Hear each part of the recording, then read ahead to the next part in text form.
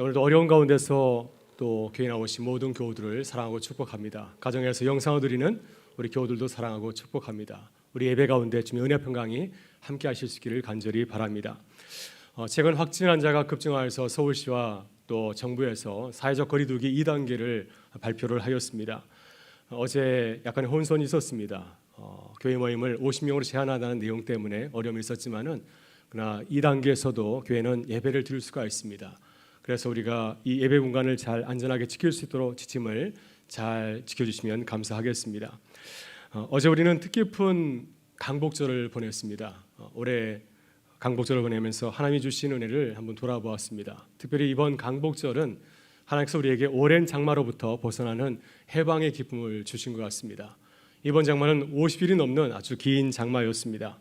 전국적으로 피해가 아주 속출하였고요. 감사하게도 우리 교회는 큰 피해를 입지는 않았습니다. 감사하는 마음으로 피해를 입은 분들을 돕는 특별 헌금을 하고자 합니다. 수해와 그리고 레바논 폭발 사고로 어려움을 겪고 있는 그러한 분들을 위해서 특별 헌금을 하고자 합니다. 여러분 사랑하는 마음을 가지고서 참여해 주시면 감사하겠습니다. 이번 강복절을 보내면서 또 하나 감사드리는 것은 우리 교회는 4주간 교회 재촉을 위한 정교인 기도회를 잘 마쳤습니다. 지난 4주 동안 기도에 참석한 모든 교우들에게 감사를 드리고요. 또 장로님들께서는 수요 기도회 후에 당회실에서 계속해서 기도를 하셨는데 기도에 참여해 주신 장로님들에게도 감사를 드립니다. 또 가정과 일터에서 영상 기도에 참여한 교우들에게도 깊은 감사를 드립니다. 그러나 교회 문제는 아직도 해결되지 않는 가운데 있습니다. 계속해서 또 교회가 기도하는 사명을 갖고 있습니다. 그래서 우리는 내일부터 교회 재촉을 위한 40일 릴레이 금식 기도를 시작하려고 합니다. 40일 금식 기도 말씀만 들어도 가슴이 뛰죠. 네, 40일 동안 금식하라는 것은 아니고요. 40일 동안 한 끼 금식하는 겁니다. 그래서 오늘 나눠드린 이 기도 안내표를 보시면은 안쪽에 릴레이 금식 순서가 있습니다. 96개 구역교회와 교회학교 청년부들이 참여하게 되면은 40일 동안 하루 한 끼 금식하여서 온 교회가 함께 40일 금식을 이룰 수가 있습니다. 그래서 40일 동안 한 끼 금식해서 또 교회를 위해서 기도하는 시간이 될 수 있기를 바랍니다.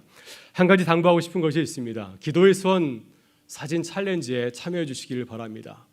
그래서 우리 구역이 기도 순서가 되었을 때 기도하신 후에 기도의 손을 찍어서 구역장에 보내주시길 바랍니다. 그러면은 나 혼자 기도하는 것이 아니라 우리 교회가 함께 기도하는 것을 함께 나누고 기쁨을 전할 수가 있습니다. 그래서 40일 동안 여러분 기도에 참석해 주시고 또 기도의 선 챌린지에 참여해 주시면 감사를 드리겠습니다. 오늘 본 말씀은 사도 바울이 이방인의 사도로서 평생 복음을 전하면서 깨달은 하나님의 은혜를 나누고 있습니다. 그것은 우리를 구원하시는 하나님의 놀라운 사랑에 대한 이야기입니다. 바울 사도는 로마서에서 특별히 유대인과 이방인을 구원하시는 하나님의 사랑 이야기를 우리에게 전하고 있습니다. 여러분 로마서는 사도 바울이 평생 사역을 다 마친 후에 로마 교회에 보낸 목회 서시인입니다. 바울은 로마 교회가 선교 동역자로서 자신의 새로운 선교 계획인 사바나 선교, 지금의 스페인 선교에 지원해 줄 것을 당부하면서 자신이 평생 전하였던 복음을 소개하고 있습니다. 바울은 로마서에서 이 복음을 구체적으로 소개하고 설명하고 있습니다. 전반부인 로마서 1장부터 8장에서 그리스도 예수의 십자가에 나타난 복음을 전하였습니다. 바울이 전하는 이 복음을 한마디로 표현하면 어떻게 될까요? 그것은 오직 믿음으로 구원에 이른다고 하는 것입니다. 로마서 1장 17절에서 바울은 이 기독교 복음을 아주 분명하게 우리에게 말씀하고 있습니다. 내가 복음을 부끄러워하지 아니하노니 이 복음은 모든 믿는 자에게 구원을 주신 하나님의 능력이 됨이라. 먼저인 유대인에게요 그리고 헬라인에게로다. 복음에는 하나님의 의가 나타나서 믿음으로 믿음에 이르게 하느니 기록된 바 오직 의인은 믿음으로 말미암아 살리라 함과 같으니라. 그래서 모든 사람은 믿음을 통해서 구원에 이르게 된다고 하는 복음의 내용입니다. 바울은 후반부인 9장부터 11장에서 유대인의 구원 문제를 제기하고 있습니다. 왜냐하면 바울 당시의 유대인은 예수 그리스도를 믿고 복음을 받아들인 것이 아니라 오히려 복음을 반대하고 거부하였기 때문이었습니다. 사도 바울과 같이 그리스도 예수의 복음을 받아들인 유대인도 있었지만은 그러나 절대 다수의 유대인들은 시간이 지날수록 복음에서 멀어져 갔습니다. 바울이 이제 편지를 보내고 있는 로마 교회도 처음에는 유대인 그리스도인이 세운 교회였습니다. 그러나 시간이 지나갈수록 이 교회는 주류가 이방인 그리스도인으로 이제 변화가게 되었습니다. 따라서 하나님의 선민인 유대인이 복음을 받아들이지 않는 현실은 참으로 이해하기 힘든 초대교회의 미스터리였습니다. 오직 믿음으로 구원을 이룬다는 복음에 비춰볼 때 유대인은 하나님의 구원에서 점점 멀어져서는 아닌가 하는 생각을 하게 되기 때문이죠. 사도 바울은 평생 복음을 전하면서 유대인의 구원 문제를 가지고서 평생 고민하였을 것입니다. 하나님께서 정말 유대인들을 버리신 것일까? 하나님께서 정말 이스라엘 백성들을 버리신 것일까? 이 문제는 바울 사도의 평생의 기도 제목이고 연구 과제였습니다. 바울은 이 문제를 가지고서 평생 기도하고 또한 묵상하였을 것입니다. 바울은 이 어려운 문제를 오랫동안 묵상하고 난 후에 하나님의 뜻을 발견하고 그 뜻을 우리에게 밝히고 있습니다. 바울이 오랫동안 묵상한 결과 깨달은 결론은 무엇이겠습니까? 그 결론은 하나님께서 유대인도 구원하신다고 하는 것입니다. 본문 25절과 26절에서 바울은 유대인도 구원하신 하면 놀라운 그 신비, 구원의 신비를 증거하고 있습니다. 세번역 성경은 이렇게 전합니다. 형제 자매 여러분, 나는 여러분이 이 신비한 비밀을 알기를 바랍니다. 그것은 여러분이 스스로 현명하다고 생각하는 일이 없게 하려는 것입니다. 그 비밀은 이러합니다. 이방 사람의 수가 다 찰 때까지 이스라엘 사람들 가운데서 일부가 완고해진 대로 있으리라는 것과 온 이스라엘이 구원을 받게 되리라는 것입니다. 무슨 뜻입니까? 지금 이스라엘 백성들이 불순종한 상태 가운데 있지만은 시간이 지나면은 그들도 하나님의 구원에 이르게 된다고 하는 것이 바울 사도의 결론이었습니다. 바울은 유대인의 불순종을 이방인을 구원하시려는 하나님의 경륜이요 지혜라고 고백하고 있습니다. 다시 말해서 하나님께서는 유대인의 불신앙을 통하여서 오히려 이방인들을 구원하신다고 하는 것입니다. 그리고 하나님께서는 때가 되게 되면은 이제 유대인들이 이방인의 열심을 보면서 셈이 나서 다시 그리스도에게 돌아오게 될 것이라고, 다시 열심을 내게 될 것이라고 이렇게 말씀하고 있습니다. 그래서 바울은 32절에서 이렇게 고백하고 있습니다. 하나님 모든 사람을 순종하지 아니하는 가운데 가두어두심은 모든 사람에게 긍휼을 베풀려 하려 하심이라. 여러분의 바울 사도는 불순종한 유대인을 구원하시는 하나님의 긍휼을 로마 교회 성도들에게 전하고 있을까요? 9장부터 11장까지 3장에 걸쳐서 왜 길게 말씀하고 있는 것일까요? 그것은 교회 안에 이러한 갈등과 대립이 있었기 때문이었습니다. 유대인과 이방인 사이에서 갈등과 대립이 있었기 때문이었습니다. 로마서 11장 13절 이하를 보게 되면은 돌 감람나무와 창 감람나무 비유가 나오고 있습니다. 이 비유를 통해서 바울 사도는 이방인을 꾸짖고 있습니다. 너희들이 구원을 받아서 자랑하는데 그러지 말라는 것입니다. 너희들의 신분이 무엇인가? 너희는 나중에 믿은 자들이 아닌가? 너희들은 먼저 믿은 유대인들에게 접붙임을 받은 자들이 아닌가 하면서 그들을 꾸짖고 있습니다. 이렇게 말씀하시는 것을 보게 되면은 교회 내에 유대인들을 차별하는 이방인이 있었음을 우리가 엿볼 수가 있습니다. 그래서 바울은 유대인을 사랑하고 구원하시는 하나님의 긍휼을 바라보라고 말씀하고 있습니다. 모든 사람을 사랑하시는 그 하나님의 그 사랑을 가지고서 유대인들을 돌볼 것을 당부하고 있습니다. 우리도 사도 바울과 같이 십자가의 복음을 새롭게 바라봐야 됩니다. 하나님께서 우리를 구원하시는 복음을 통해서 말씀하시는 것이 무엇인지를 늘 묵상하고 또한 새겨보아야 됩니다. 복음을 좁게 해석하고 적용하는 것이 아니라 복음을 넓게 생각하고 넓게 적용해야 됩니다. 그래야 우리가 복음의 정신을 가지고서 이 땅을 살아갈 수 있기 때문이죠. 특별히 우리가 살아가는 시대는 초갈등 시대입니다. 우리 사회는 심하게 반복하고 또한 대립하고 있습니다. 교회도 마찬가지입니다. 모든 사람들이 서로의 신앙을 존중하고 배려하는 것이 아니라 나의 신앙이 옳다고 하면서 상대방을 무시할 때가 얼마나 많이 있습니까? 강한 자가 약한 자를 무시하고 있지 않습니까? 따라서 교회가 복음을 바르게 전하기 위해서는 유대인을 사랑하고 구원하신 하나님의 긍휼을 깊이 묵상해야 될 줄 믿습니다. 다음 오늘 주님께서 우리에게 주시는 교훈의 말씀은 무엇입니까? 우리 시대에 주님께서 우리에게 당부하시는 복음의 내용은 무엇일까요? 우리가 모든 사람에게 구원을 베푸시는 긍휼을 베푸시는 하나님을 믿고 의지한다면 우리 일상생활 속에서 어떻게 생각하고 행동해야 되겠습니까? 오늘 주신 말씀을 통해서 우리가 세 가지를 함께 나누고자 합니다. 먼저 모든 사람을 구원하시려는 하나님의 지혜와 경륜을 우리는 헤아려야 됩니다. 여러분, 저는 오래전에 장로신학대학교에서 이제 공부할 적에 학위 논문의 주제를 로마서 9장부터 11장에 나타난 바울의 구약성서 인용과 사용 방법에 대해서 연구한 적이 있습니다. 여러분, 로마서 9장부터 11장을 보게 되면 바울 사도가 유대인의 구원 문제를 다루면서 구약성서 본문을 30개 이상을 인용하고 있습니다. 이렇게 많은 구약성서 본문을 이용하고 있는 이유는 무슨 이유일까요? 사도 바울이 개인적인 생각이나 경험을 가지고서 유대인을 구원하신 하나님의 경륜을 말하는 것이 아니라고 하는 것입니다. 그는 오랫동안 하나님의 말씀을 읽고 묵상하였습니다. 왜 하나님께서 이스라엘 백성들을 이렇게 오랫동안 불순종 가운데 놓여두시는가? 그 뜻이 무엇인가를 깨닫기 위해서 구약 성서 본문을 묵상하고 또 묵상하였습니다. 그 묵상을 통하여서 무엇을 깨달았습니까? 모든 사람을 구원하시는 하나님의 뜻을 깨닫게 되었습니다. 그래서 이러한 묵상의 근거를 가지고서 도마와 교회를 향하여서 모든 사람을 구원하시는 하나님의 지혜와 경륜을 강조하고 있습니다. 여러분, 사실 바울도 자신의 생각이 옳다고 주장하고 있지는 않습니다. 로마서 11장 33절 이하를 보게 되면은 유대인의 문제에 대한 논을 마치면서 바울은 겸손하게 이렇게 고백하고 있습니다.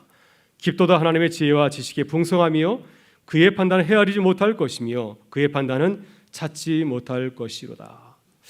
우리의 짧은 생각으로는 모든 사람을 구원하시는 하나님의 구원의 경륜을 이해할 수 없다고 하는 것입니다. 그래서 우리는 겸손하게 주님의 뜻을 구해야 됩니다. 겸손하게 주님의 뜻을 묻고 구할 때 조금이나마 모든 사람을 구원하시는 주님의 뜻을 헤아릴 수 있다고 하는 것입니다. 그래서 우리는 항상 무슨 문제를 만나든지 간에 이 바울과 같이 겸손하게 주님의 지혜를 구해야 될 줄 믿습니다. 여러분, 창세기 45장을 보게 되면은 요셉의 가정을 구원하신 하나님의 놀라운 섭리를 보여주고 있습니다. 여러분, 창세기 45장은 애굽의 노예로 팔려간 요셉과 그를 노예상인에 팔아넘겼던 형들이 만나는 장면을, 상봉하는 장면을 우리에게 보여주고 있습니다.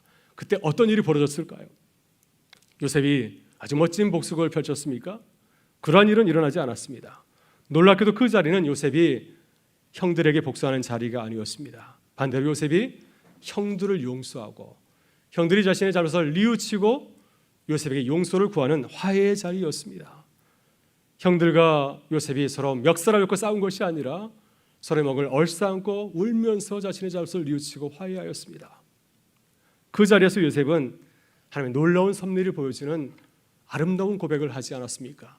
창세기 45장 7절과 8절에서 그는 이렇게 고백합니다. 하나님이 큰 구원으로 당신들의 생명을 보존하고 당신들의 후손을 세상에 두시려고 나를 당신들보다 먼저 보내셨나니 그런즉 나를 이리로 보낸 이는 당신들이 아니요 하나님이신지라. 하나님이 나를 바로에게 아버지로 삼으시고 그 온 집의 주로 삼으시며 애굽 온 땅의 통치자로 삼으셨나이다. 여러분, 요셉은 어떻게 이 놀라운 하나님의 신비를 깨달을 수 있었을까요? 억울하게 노예로 팔려서 모진 고생하고 어렵게 성공하지 않았습니까? 이렇게 못된 짓을 했던 그 형들을 만나면서 어떻게 형들을 먼저 용서하고 그들을 사랑으로 품을 수가 있을까요? 그것은 요셉이 좁은 생각으로 바라보지 아니하고 큰 그림으로 하나님의 뜻을 생각하고 헤아렸기 때문이었습니다. 자신의 이기적이고 개인적인 생각으로 하나님의 뜻을 바라보질 아니하였습니다. 그는 자신의 생각을 정당하려고 하나님의 뜻을 이용하지도 아니하였습니다. 모세는 눈을 들어서 하나님의 뜻을 바라보았습니다. 우리 가족을 향하신 주님의 뜻을 묵상하였고 지하를 더 넓혀서 사회와 국가의 차원에서, 세계 차원에서 하나님의 뜻을 바라보았습니다. 이렇게 시선을 멀리 그리고 넓게 바라보았을 때 나에게 일어난 하나님의 깊고 오묘한 뜻을 발견하고 헤아릴 수 있었습니다. 그래서 나를 팔아넘긴 형들을 만났을 때 그들에게 분노하고 복수하지 아니하고 오히려 하나님의 신비한 지혜와 경륜을 고백하며 함께 나눌 수 있었습니다. 여러분, 바울 사도도 어떻게 유대인을 구원하시는 하나님의 섭리를 깨달을 수 있었을까요? 당시 유대인들이 얼마나 교회를 핍박하고 박해하였습니까? 얼마나 바울 사도를 따라다니면서 어렵게 하였습니까? 바울 사도가 선교 현장에서 사람들에게 붙잡혀서 문매를 맞고 깊은 감옥에 바친 것, 그것은 바로 유대인들 때문이었습니다. 또 그들 때문에 로마에까지 죄수로 끌려가게 되었습니다. 그럼에도 불구하고 어떻게 그들을 향한 하나님의 구원 계획을 말할 수 있을까요? 그것은 바울이 자신의 감정이나 생각으로 하나님의 뜻을 판단하지 않았기 때문이었습니다. 모든 사람에게 긍휼을 베푸시는 하나님의 눈으로 유대인들을 바라봤기 때문이었습니다. 그래서 바울은 유대인을 구원하시는 하나님의 지혜와 경륜을 깨닫고 또한 헤아릴 수 있었습니다. 여러분, 우리도 그렇습니다. 우리가 세상에 살아가다 보면은 서로 대립하고 갈등하는 일이 얼마나 많이 있습니까? 매일 좋은 일만 있는 것이 아니라 때로는 싸우기도 하고 다투기도 하지 않습니까? 그러나 우리는 항상 무슨 일을 만나든지 복음의 눈으로 바라봐야 될 줄 믿습니다. 모든 사람을 구원하시는 하나님의 구원의 눈으로서 바라봐야 될 줄 믿습니다. 왜 우리에게 이런 일이 벌어지는가? 왜 우리 교회에 이런 어려운 문제가 생기는가? 왜 이 나라에 코로나19가 이렇게 성행하는가? 하나님의 구원의 눈으로 바라보시길 바랍니다. 하나님 구원의 경륜을 가지고서 바라보게 될 때 우리를 향하신 주의 뜻을 깨닫고 발견하게 될 줄 믿습니다. 그래서 모든 일에 기도와 간구로 나아가는 우리 교회와 성도가 되실 수 있기를 주의 이름으로 축원합니다. 다음으로 모든 사람에게 긍휼을 베푸시는 하나님의 깊은 사랑을 우리는 깨달아야 됩니다. 로마서 9장부터 11장을 얼핏 보면은 바울 사도의 마음을 이해하기가 참 힘이 됩니다. 어떻게 하나님이 철천지 원수와 같은 유대인을 구원하신다는 말씀을 강조해서 전할 수 있을까요? 만약 하나님의 뜻이 유대인을 구원하시는 것이라고 한다면 오히려 반대하지 않겠습니까? 하나님, 다른 사람 몰라도 나를 괴롭히는 저 사람은 구원하면 안 됩니다. 이렇게 반대하지 않겠습니까? 근데 바울은 그렇게 하지 아니하고 오히려 적극적으로 유대인을 구원하시려는 하나님의 뜻을 강조해서 말하고 있습니다. 어떻게 바울은 유대인을 향하신 주님의 뜻을 헤아릴 수 있었을까요? 그는 십자가의 복음에서 모든 사람의 긍휼을 베푸시는 하나님의 사랑을 발견하고 깨달았기 때문이었습니다. 여러분, 하나님을 한마디로 표현하면 어떤 분이신가요? 바울에게 하나님은 어떤 분이셨습니까? 바울에게 하나님은 사랑이셨습니다. 따라서 십자가는 모든 사람에게 긍휼을 베푸시는 하나님의 사랑을 보여주는 특별한 사건이었습니다. 그래서 바울은 로마서 3장 23절 이하에서 이렇게 말하고 있습니다. 모든 사람의 죄를 범하였음에 하나님의 영광에 이르지 못하더니 그리스도 예수 안에 있는 속량으로 말미암아 하나님의 은혜로 값없이 의롭다 하심을 얻는 자 되었느니라. 바울의 복음에 비춰보면 하나님은 이방인만 구원하시려고 십자가에 달리신 것이 아닙니다. 그렇다고 유대인만 구원하시려고 십자가에 달린 것도 아닙니다. 하나님께서는 유대인과 이방인을 비롯해서 모든 사람을 구원하시려고 십자가에 달리신 것이었습니다. 바울 사도는 이 사랑을 깨달았기 때문에 이 사랑을 통하여서 유대인을 향한 변함없는 하나님의 사랑을 새롭게 발견하고 깨달은 것이었습니다. 여러분, 마태복음 18장을 보게 되면 예수님께서 하나님의 사랑이 얼마나 크고 놀라운지를 비유를 통해서 말씀하십니다. 이름하여 1만 달란트 빚진 자를 탕감한 왕의 이야기이죠.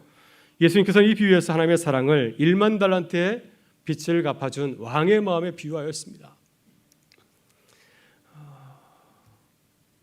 이렇게 놀라운 사랑을 우리에게 베풀어 주신 이유가 어디 있을까요? 왜 하나님께서 십자가에 달려서 죽기까지 우리를 사랑하셨습니까? 그것은 나만 사랑하지 말고 다른 사람들을 사랑하고 베풀라고 하는 것입니다. 사실 이 비유는 교회 공동체를 향해서 주신 말씀입니다. 공동체는 여러 다양한 사람들이 많이 있습니다. 교회 안에는 또 마찬가지로 다양한 사람들이 참 많이 있고 우리 사회를 돌아보게 되면 교회보다 훨씬 더 다양한 사람들이 모여 있는 것을 보게 됩니다. 만일 이 비유에 나오는 용서할 줄 모르는 종과 같이 나의 의를 사랑하고 약한 자를 돌보지 않는다고 한다면 우리 사회가 어떻게 되겠습니까? 건강한 사회를 만들어갈 수가 없습니다. 그래서 우리는 나보다 남을 더 배려하고 존중해야 됩니다. 그래야 공동체가 아름답게 세워져 갈 수 있기 때문이다. 주님께서 이렇게 선물로 주신 우리 모든 공동체들이 아름답게 세워져 갈 수 있는 줄 믿습니다. 여러분, 바울은 나를 향한 하나님의 사랑을 통해서 이웃과 공동체를 바라보았습니다. 나만을 생각하지 아니하고 내게 주신 그 사랑을 통해서 이웃에게도 그 사랑을 전해주기를 바울은 간절히 원하였습니다. 여러분, 바울은 본래 교회를 박해하던 골수 유대인이었습니다. 그러나 하나님의 은혜로 예수 그리스도를 만나서 이방인에게 복음을 전하는 사도로 새롭게 거듭나게 되었습니다.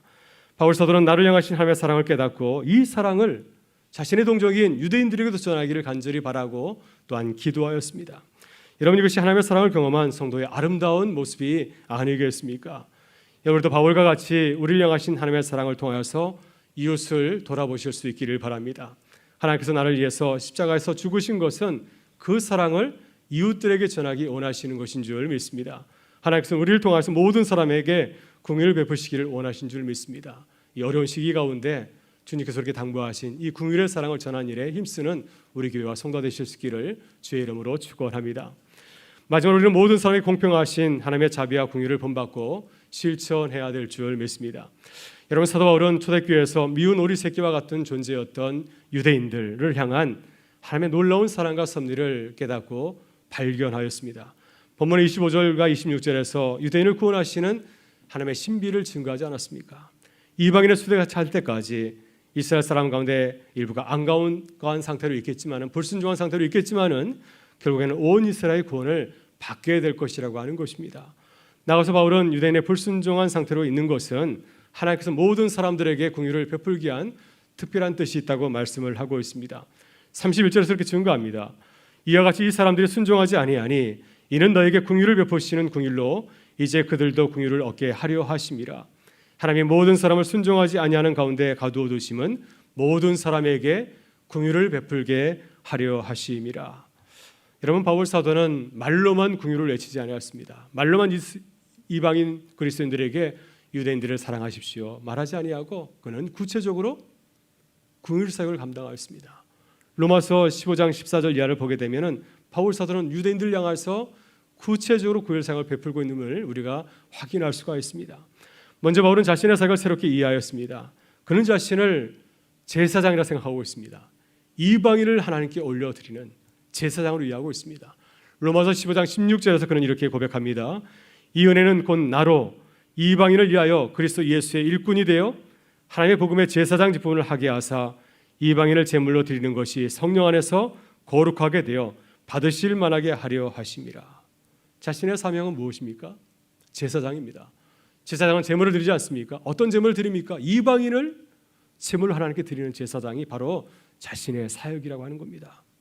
바울은 자신의 사역이 궁극적으로 유대인을 위한 긍휼 사역으로 말하고 있습니다.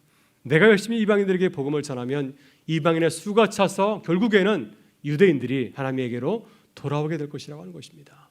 그래서 그가 열심히 이방인에게 복음을 전하는 것은 나의 사랑하는 동족인 유대인들이 주님에게 빨리 돌아오기를 원하여서 열심히 복음 사역을 전하고 있는 것입니다. 아울러 바울은 가난한 예루살렘 교회를 돕는 모금 운동에 열심이었습니다. 예루살렘 교회는 가난한 교회였습니다. 그들은 누구였습니까? 유대인들이었죠. 유대인 그리스도인들. 로마서 15장 25절 이하를 보게 되면 예루살렘 교회가 기근을 통해서 어려움을 겪게 되었을 때, 가장 궁핍한 교회가 되었을 때 바울 사도는 이 소식을 듣고 이방인 교회를 향하여서 도움을 요청하였습니다. 손수 다니면서 모금 운동을 펼쳤고 또 이방인 교회가 모은 모금을 가지고서 직접 예루살렘 교회에 방문하였습니다. 이 일로 바울은 유대인들에게 체포되어서 로마로 압송당하는 수모까지 겪게 되었습니다. 이렇게 그는 자신의 모든 삶을 바쳐서 유대인을 섬기는, 유대인에게 주님의 사랑을 전하는 이역에 적극적으로 참여하고 또한 실천하였습니다. 여러분, 우리도 바울 사도가 유대인들에게 이렇게 긍휼을 실천한 것처럼 우리 사회에서 어려운 사람들에게 주님의 사랑을 전하는 일에 참여하는 교회가 될 수 있기를 간절히 바랍니다. 여러분, 마태복음 15장에서 예수님은 한 여인을 소개해 주고 있습니다. 가난한 여인입니다. 이 여인이 예수님에게 찾아와서 도움을 요청하였습니다. 자신의 귀신 들린 딸을 고쳐달라고 예수님에게 도움을 요청하였을 때 예수님께서는 이 여인의 청을 처음에 들어주지 아니하고 주님께서는 차갑게 말씀을 하였습니다. 나는 이스라엘 집에 잃어버린 양에게 보냄을 받지 아니하였다. 주인의 자녀의 떡을 취하여서 그들에게 주는 것이 마땅하지 아니하니라 하면서 그녀가 이방인이기 때문에 내가 너에게 사랑을 베풀 수 없다고 말씀을 하였습니다.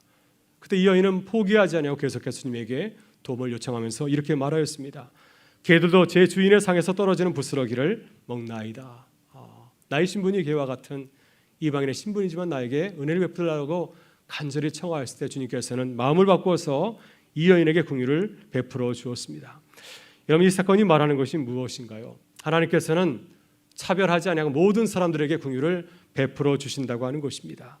하나님, 우리의 신분과 인종과 종교를 초월하여서 동일하게 모든 사람들에게 사랑을 베푸시는 분이신 줄 믿습니다. 만약 하나님께서 모든 사람에게 똑같이 대하신다면, 공평하게 대하신다면 우리가 가난한 사람과 마찬가지로 하나님의 구원을 받을 자격이 없지 않겠습니까? 그러나 주님께서 우리를 사랑해 주시고 주님의 구원을 베풀어 주셨기 때문에 우리가 구원받는 자녀가 된 줄 믿습니다. 따라서 우리도 주님과 같이 하나님의 사랑을 베풀고 실천하는 주님의 교회와 성도가 될 수 있기를 주의 이름으로 축원합니다. 우리가 지금 참 어려운 시기를 지나가고 있습니다. 코로나19가 여전히 기승을 부리고 있고 또 올해는 기상이변으로 아주 오랫동안 장마가 지속이 되었습니다. 많은 피해가 속출하는 가운데 있고요. 또 우리 교회는 재척의 문제로 어려움을 겪고 있는 가운데 있습니다. 또 내일부터 40일 동안 또 내일 금식 기도 운동을 시작하려고 하는 가운데 있습니다. 이렇게 어려운 일이 참 많다 보니까, 문제가 참 많이 있다 보니까 우리의 마음이 좀 다치지 않습니까? 그래서 우리가 기쁜 마음으로 이웃에게 사랑을 베풀지 못할 때가 참 많이 있습니다. 주님께서 우리의 모습을 보면서 안타까워하실 것 같습니다. 여러분, 힘을 내실 수 있기를 바랍니다. 하나님께서 우리를 향하신 놀라운 뜻이 있는 줄 믿습니다. 우리 교회를 향하신 놀라운 뜻이 있는 줄 믿습니다. 우리나라와 민족을 향한 주님의 놀라운 뜻이 있는 줄 믿습니다. 사도 바울과 같이 사랑의 눈을 가지고서 모든 사람에게 긍휼을 베푸시는 그 사랑의 눈을 가지고서 바라보며 기도하실 수 있기를 바랍니다. 우리가 함께 기도하며 나아갈 때 주님께서 주님의 뜻을 발견하고 깨닫는 은혜를 더하실 줄 믿습니다. 그래서 우리를 통하여서 모든 사람에게 공의를 베푸시기 원하는 주님의 사랑을 힘있게 증거하는 교회와 성도가 되실 수 있기를 주의 이름으로 축원합니다. 이제 우리 다 같이 일어나셔서 함께 찬양하며 나가겠습니다.